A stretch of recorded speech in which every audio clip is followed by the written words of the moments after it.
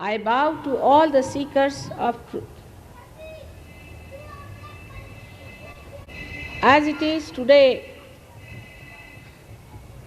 a question has been put forward before me that why our attention gets lost. In the modern times, why our attention is not towards God. And that in modern times, why a human being has gone down in his quality of humanity. These questions point out to one single fact. This attention has been challenged by all that we call modern today.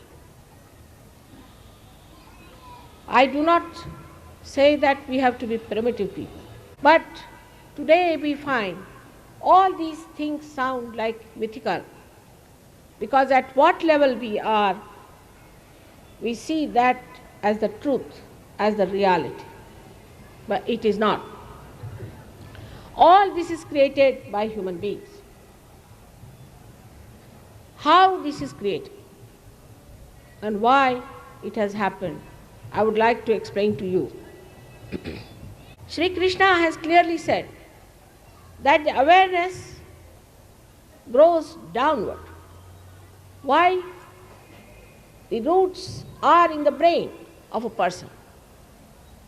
And the awareness which is growing downwards forms the tree. And this Western culture is the one which makes you grow downwards towards materialism, whether it is communism or it is socialism or democracy. That makes no difference. The whole thing is that you have to attend to the material side. So the first object of the Western culture or the Western science was first to capture the matter, the 5 elements, in such a way that it can be used for the comfort of human beings, for the physical comfort of human beings. But as the culture is just to move forward without any control over yourself, like a kite flying in the air without having any control of a finger on it, the whole thing drifted into various directions and various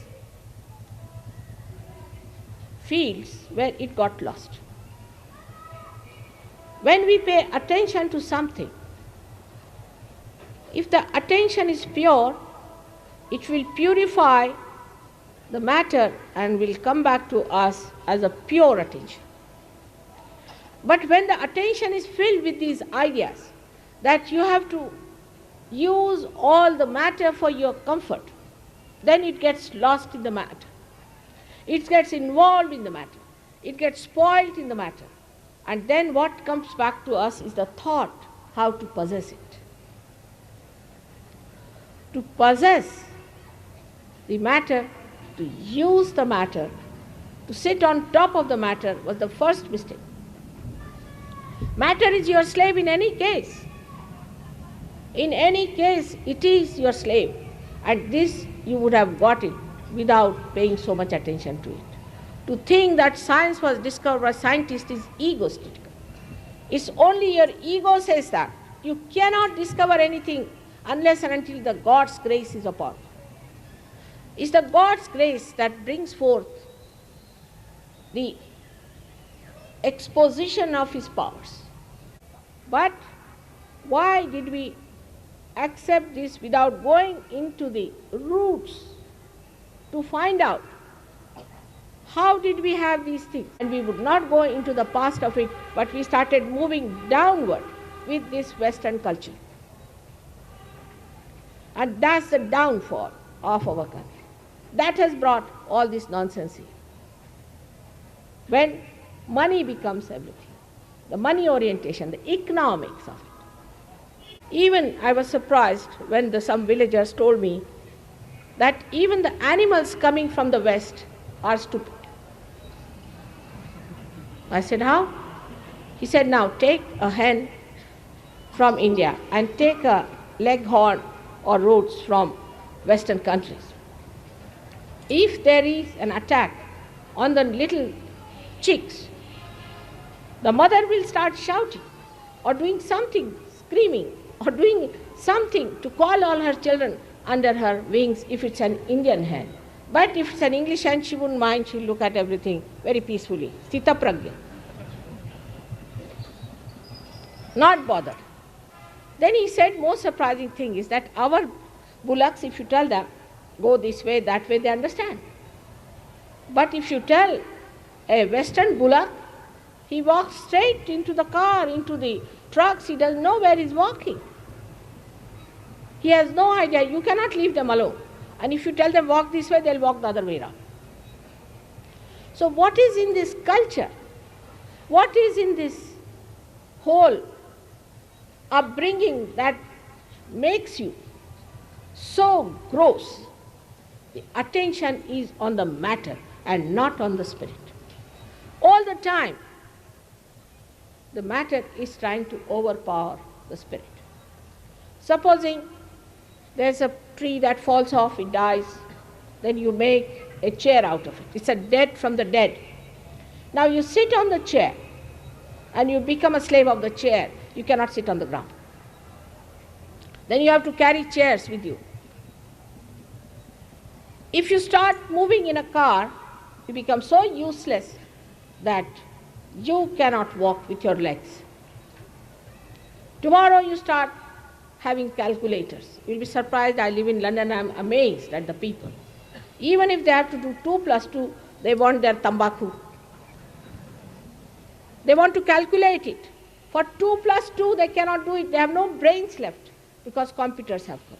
So as a result of this machinery, the machines that have created, we say the machine age, what an age it is, and the age of development. Without any control, if the machines have gone up to this point, it is time that we understand we should not go too much towards it, that we become slaves of this machine. The machine is like a devil. It requires, like a devil, all the time to eat something. As a result of that, what you are developing is nothing else but your destruction. So all this attention outside into the matter builds up your destructions gradually. The attention gets fragmented. For example, you are talking to someone. This is a very modern stuff. I have seen many. You are talking to someone and this person is looking somewhere else.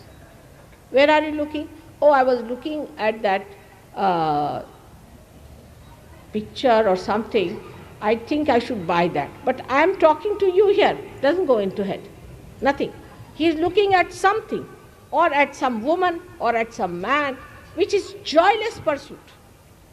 You have nothing to do with it. And there is no alertness which picks up things at the right moment. Because these advertisements and the medias also work out your attention onto the gross. They play on your weaknesses. That's how they make you weak. And when you become weak, they become very powerful. Then the media is so powerful you can't do anything about it. There is no purity in their hearts to do benevolence, to do good to the people, as we call janahit. There's not in their mind at all. Somehow to make money. What's the harm in making money?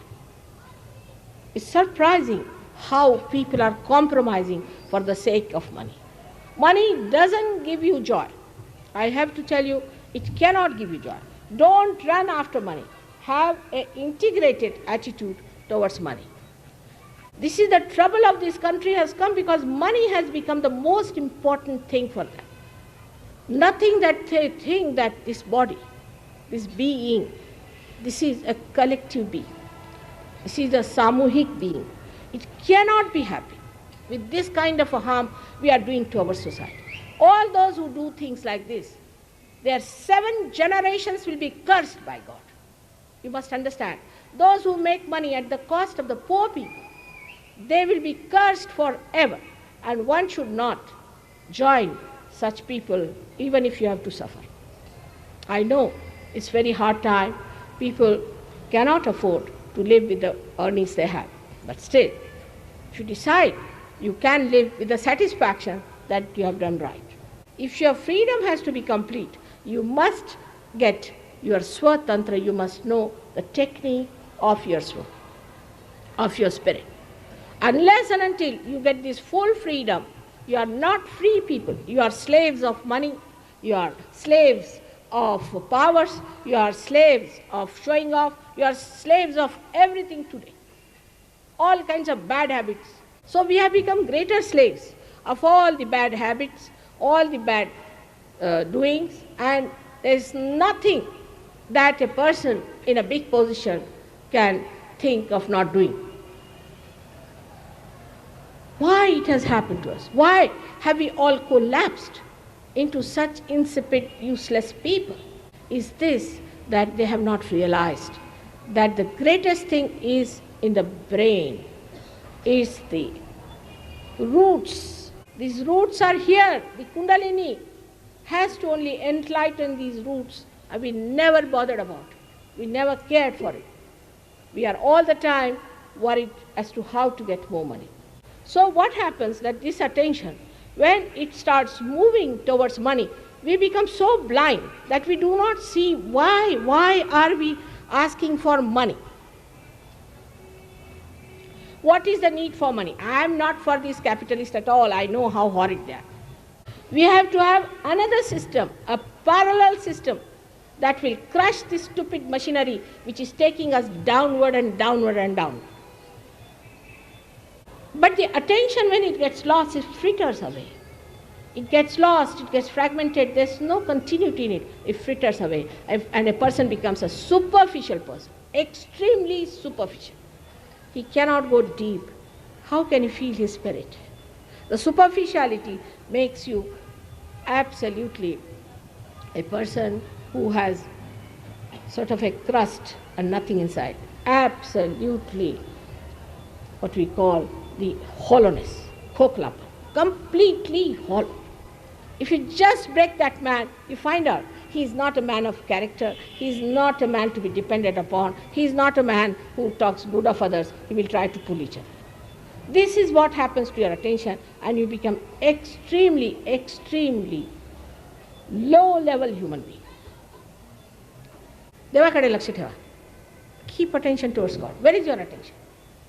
When you think of God, you don't think of other nonsensical things, but sensible things. And that is how our attention frittered away. Because when the attention comes out, it attacks